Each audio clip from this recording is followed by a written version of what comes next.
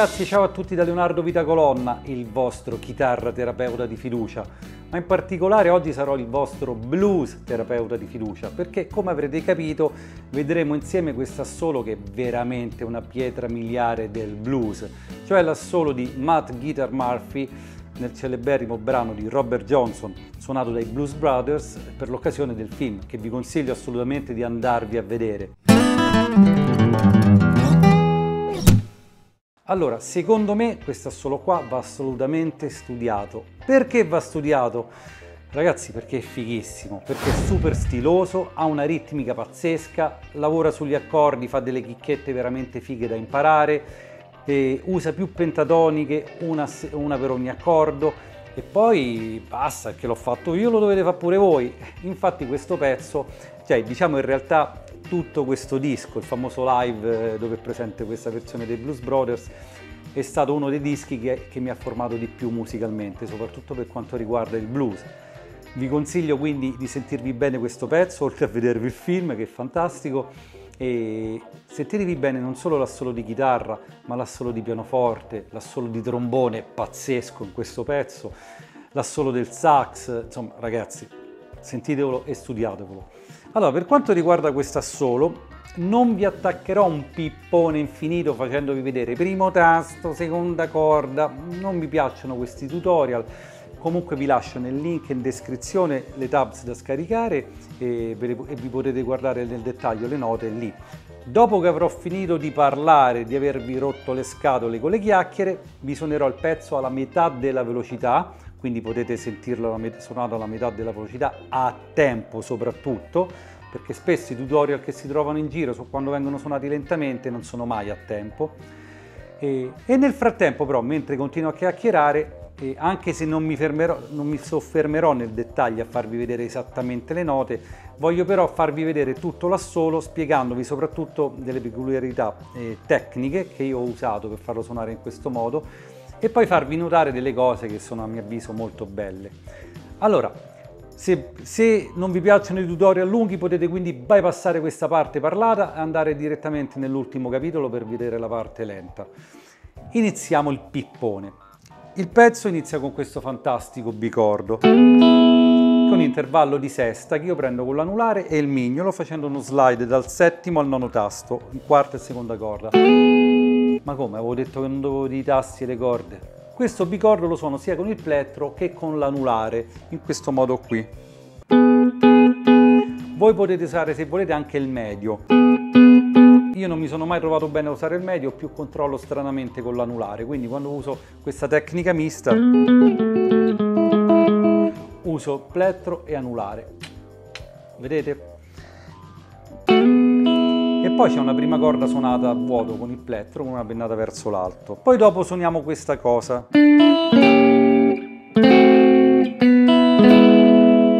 Allora, anche in questo caso uso un po' di dita, soprattutto per quanto riguarda la prima corda, che pizzico sempre con l'anulare. Quindi plettro, dita, plettro, plettro, plettro, dita, plettro. Notate ragazzi che finezza questo passaggio.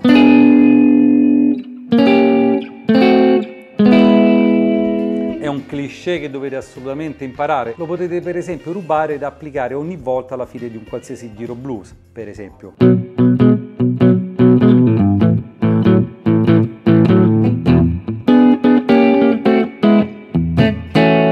Andatevi a vedere a proposito nel link qui sopra il video che ho fatto sui cliché blues nel finale. La frase successiva è abbastanza semplice, è una frase in pentatonica minore di Mi, in questa forma.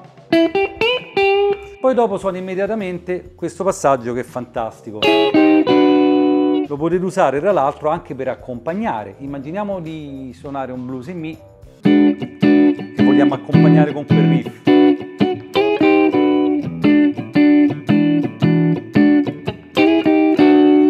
Mi raccomando, quindi rubatele tutte queste cose e applicatele in altri contesti. Andiamo avanti. Dopo che ha fatto questa cosa, ci troviamo sull'accordo di La settima, dove fa una cosa fighissima, passa praticamente nella pentatonica maggiore di La e fa questa frase. Mi sembra di percepire anche delle corde a vuoto. non sono sicuro al 1000% se fa questo o questo. Insomma, non è importante. Ci troviamo, dicevo, nella pentatonica maggiore di La in questa forma.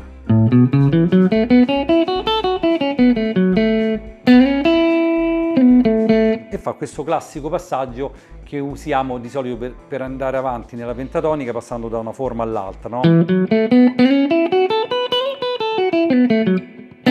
E fa esattamente questo, suonando quelle corde a vuoto di cui parlavo. Nota blues, quindi lo fa 2 volte. E poi fa un movimento molto simile, però nella pentatonica minore di Mi, dove ritorniamo. Allora, adesso l'ho suonato con il plettro questo pezzo, però in realtà prima, quando l'ho suonato a velocità normale, ho usato anche in questo caso le dita, facendo questo. Vedete? Do soltanto una pennata e leggo tutto quanto. Do una pennata sulla quarta corda e poi quelle sotto le vado a pizzicare con il medio e l'anulare. Quindi anche in questo caso uso questa tecnica mista chiamata chicken picking, e anche in questo caso andate a rubare questa cosa in altre situazioni. Ora stavamo in Mi, ho fatto questo, no? Allora, se vogliamo farlo in La, per esempio, quindi dopo che facciamo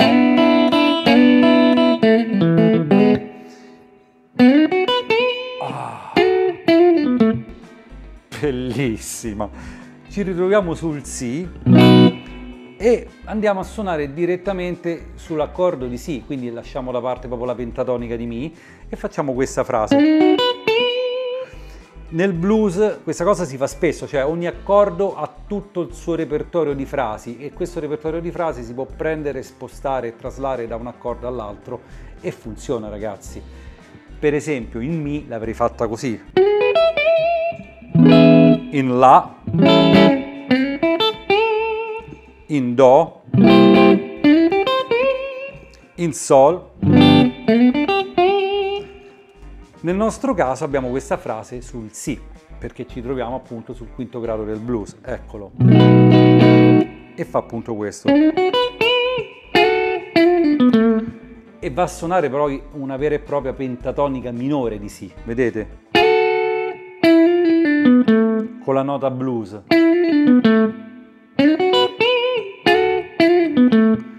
Dopodiché fa un'altra cosa che è super scoppiettante anche in questo caso. Mamma mia! Che goduria, ragazzi! Allora, avete notato, prima sul Si ha fatto questo movimento e ora lo fa sul La, però senza fare il bending su questa nota, no? La tira un pochettino alla modalità blues.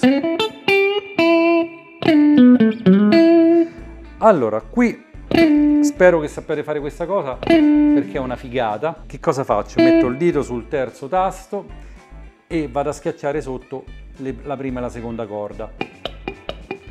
Metto il plettro sotto la prima corda e salgo su in questo modo. Mentre lo faccio scivolo subito indietro. Ok? Questo è proprio Hendrix, ragazzi, o anche Steve Ray Vaughan che l'ha copiato da Hendrix. E poi proseguiamo in pentatonica di Mi,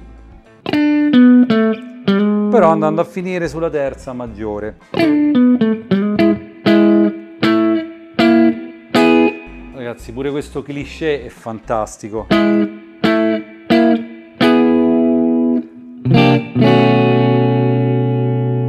Vi risuono quindi tutta questa parte dal Si.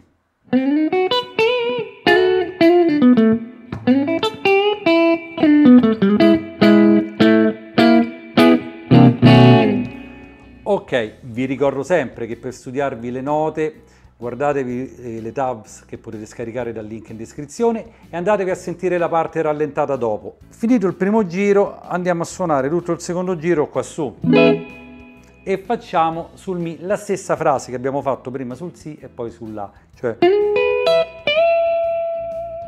ok?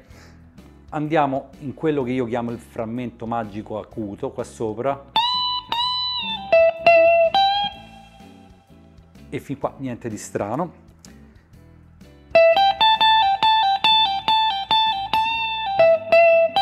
Attenzione alla ritmica, perché qui praticamente suona tutte terzine suonate però a gruppi di 2, sentite? 1, 2, 1, 2, 1, 2, 1, 2, 1, tac, tac, tac, tac, tac, tac, tac. Terzine nel senso che il quarto è diviso in 3 note, ta ta ta ta ta ta ta, però è il gruppo di 2.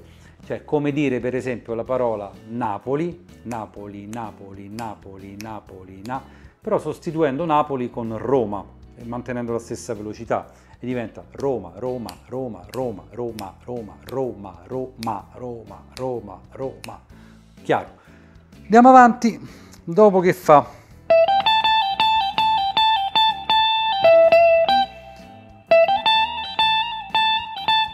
Qua ragazzi, se avete la chitarra spolmonata, come ce l'ho io adesso in questo momento,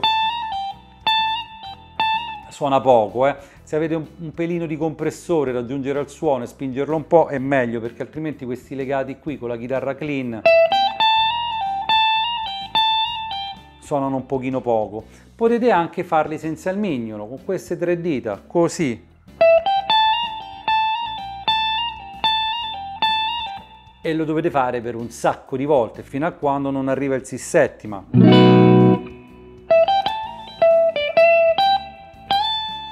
Poi rimaniamo su questa nota, andando però a prenderla con l'anulare. Facciamo un bel bending di un tono. Allora, questo legato lo potete fare sia con medio anulare che con anulare mignolo. A me viene più naturale con l'anulare, perché mi viene proprio naturale mettere l'anulare. Naturale, anulare, madonna, è difficile fare i tutorial. Mi viene proprio naturale mettere l'anulare dopo che vengo da questo bending.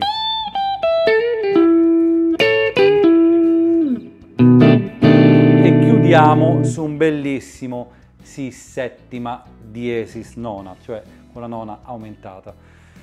Beh ragazzi, che cosa dire? Un plauso all'autore di questo assolo, un plauso ai Blues Brothers e un plauso a voi se vi mettete a studiare questo assolo.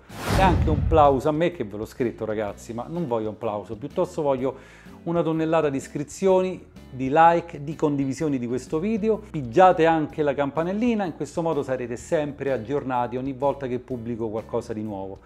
Ragazzi, al prossimo video vi lascio con la versione a metà della velocità di questo solo, dove è suonato in modo chiaro tutto dall'inizio alla fine. Ciao!